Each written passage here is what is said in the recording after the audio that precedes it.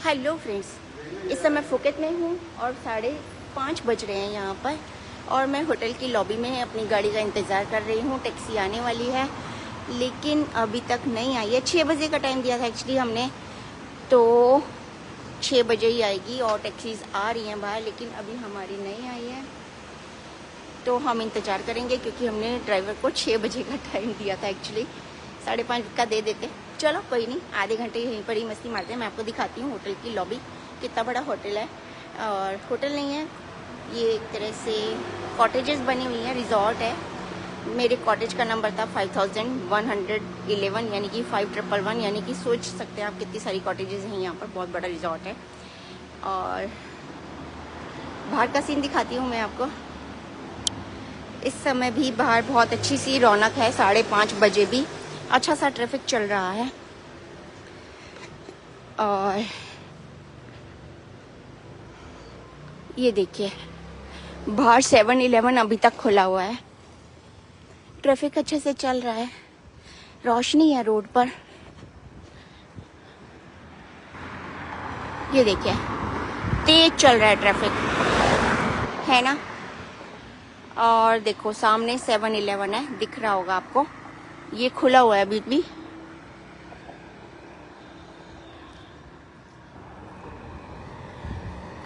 तो फुकेट का मेरा स्टे 4 दिन का था, बहुत अच्छा रहा। और हमने यहाँ पर इसी आइलैंड को अच्छे से एक्सप्लोर किया। कहने के लिए यहाँ पर टूर चलते हैं, फीफी आइलैंड, ये आइलैंड, वो आइलैंड, माया आइलैंड, पर मुझे इन सब में मैंने देखा, पिक्चर्स देखा और सारा कुछ जब उसके बारे में पढ़ा तो मुझे फुकेट आइलैंड ही सबसे अच्छा दिखाई दिया। और मैं भी आपसे यही कहना चाहती हूँ, अगर आप फुकेट आए तो फुकेट को ही अच्छे से एक्सप्लोर कीजिए।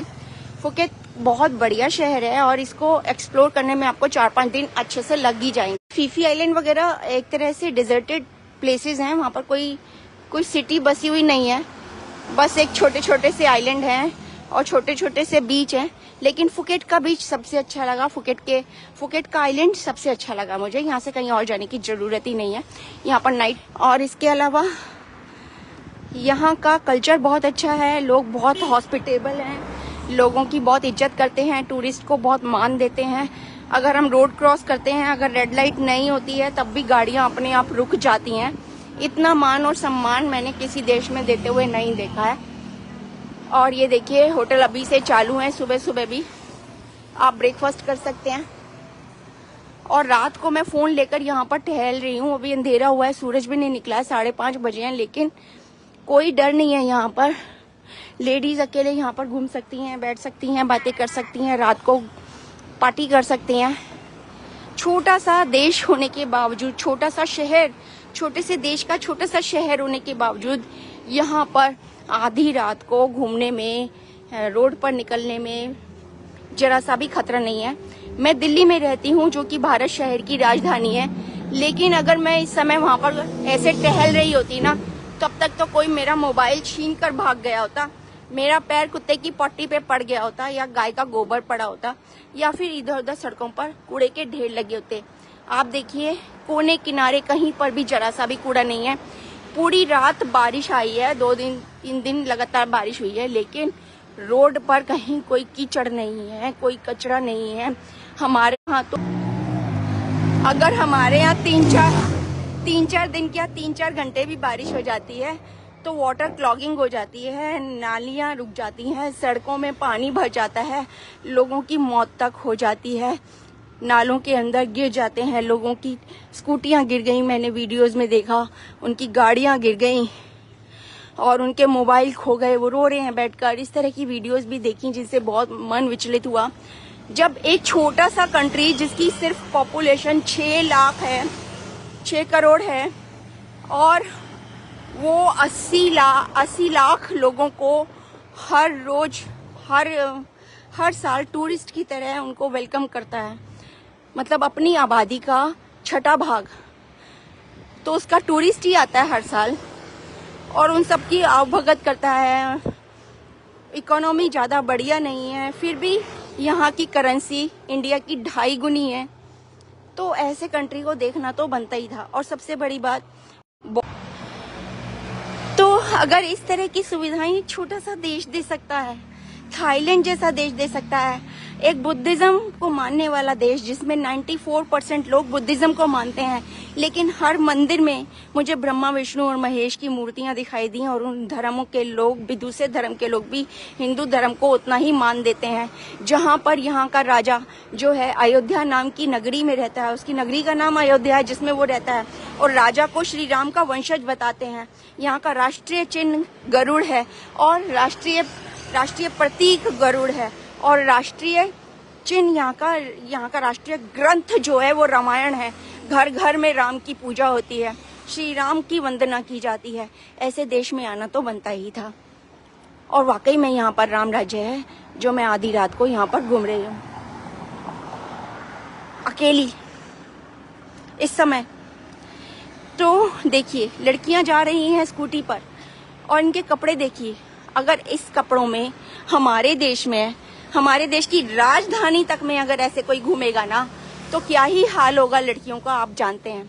यहाँ पर इतनी सेफ्टी है, जबकि ये देश की राजधानी भी नहीं है, फुकेट है, एक छोटा सा टाउन है। तो ये सब चीजें जब तक हमारे देश में नहीं होंगी, कुछ नहीं हो सकता। हमारे देश में ऐसा कुछ नहीं हो सकता। हमारे देश के प्रधानमंत्री तक को भी बहुत सिक्योरिटी की जरूरत पड़ती है, क्योंकि उसे पता बिना सिक्योरिटी के मैं निकला तो मुझे भी मार दिया जाएगा। जब प्रधानमंत्री की अपनी सिक्योरिटी नहीं है जिस देश में, वो जनता की क्या ही सिक्योरिटी करेगा, उसे अपनी ही चिंता है। और फिर ये होता है कि अभी 10 साल हुए हैं, 11 साल हुए हैं, 15 साल हुए हैं, पुरानी सरकारें ये कर गई। इन देशों को तो आजाद हुए 100 साल या 70 साल नहीं हुए, इनको आजाद हुए बहुत कम समय हुआ है। और इस समय में भी इन लोगों ने इतनी तरक्की कर ली। करने को तो बहुत कुछ किया जा सकता है, और हमारे पास तो बहुत सारे फंड्स हैं, बहुत सारा पैसा है, टैक्स का भी पैसा है, फिर भी कुछ नहीं होता है, क्योंकि भ्रष्टाचार भर भर कर है। इन देशों में इतना पैसा नहीं है, इतने रिसोर्सेज नहीं है, इतना कुछ निकलता नहीं है, तब भी ये लोग टूरिज्म के बेस पर कमा कर अमीर बन रहे हैं। अपने देश की करेंसी को हमारी देश की करेंसी से 2.5 गुना तक ले आए हैं। छोटा सा देश, बिल्कुल छोटा सा देश, जो कि एक बहुत सारे छोटे छोटे टापुओं से बना हुआ है। इसके पास ना तो इतनी जमीन है, ना ही इतने लोग हैं। यहाँ के लोग अपने देश की भाषा बोलते हैं, थाई लैंग्वेज बोलते हैं, लोगों को इंग्लिश नहीं आती है, और ये बड़े सम्मान करते हैं अपनी लैंग्वेज का, मान करते हैं उस भाषा का। और उसके बाद भी इतना टूरिस्ट आता है, जबकि यहाँ पर इंग्लिश ना बोली जाती है, ना समझी जाती है। बहुत कुछ अजीब चीजें मुझे यहाँ पर लगी, लेकिन वो सारी की सारी इतनी पॉजिटिव थी कि मैं यहाँ पर 2 दिन के लिए आई थी और 15 दिन रह गई, और अभी मैं 4-5 दिन और रहूंगी यहाँ। इस देश की राजधानी को देखना तो बनता ही है। तो आज मैं जा रही हूँ बैंकॉक, ताकि मैं इस देश की राजधानी को भी देख सकूं। जब यहाँ के छोटे छोटे शहरों ने मुझे इतना अपनात्व दिया, इतना प्यार मान सम्मान दिया और इतनी खुशी दी, और मैंने इतना कुछ सीखा और देखा यहाँ पर, तो इस देश की राजधानी को देखना तो बनता ही है। तो आज मैंने अपनी टिकट कराई है बैंकॉक की। मेरा अभी ड्राइवर आने वाला है, उसके बाद मैं एयरपोर्ट जाकर बैंकॉक जाऊंगी और आपको दिखाऊंगी कि इस प्यारे से देश की राजधानी कैसी है, जिसको बहुत ही बदनाम कर रखा है लोगों ने कि ये तो भाई सेक्स स्कैंडल है, यहाँ पर तो गलत लोग जाते हैं, गलत काम होते हैं, ये होता है, वो होता है। नहीं, हम लोग, नजर का धोखा है ये। गलत काम तो हर देश में होते हैं। अगर आपकी नजर गंदी है तो गलत काम सब देशों में होंगे, ऐसा कुछ नहीं है। बहुत ही प्यारा देश है, धर्म को मानने वाला देश है, टूरिस्ट की इज्जत करने वाला देश है, अतिथि देवो भव करने वाला देश है। और ये देश वाकई में राम राज्य है, जहाँ पर औरत का सम्मान होता है। चलिए, अभी के लिए इतना ही। मेरा ड्राइवर आने वाला है, फिर मिलते हैं बैंकॉक में, या एयरपोर्ट पे मिलती हूँ मैं आपसे। गाड़ी तो आई है, लेकिन ये मेरी नहीं है।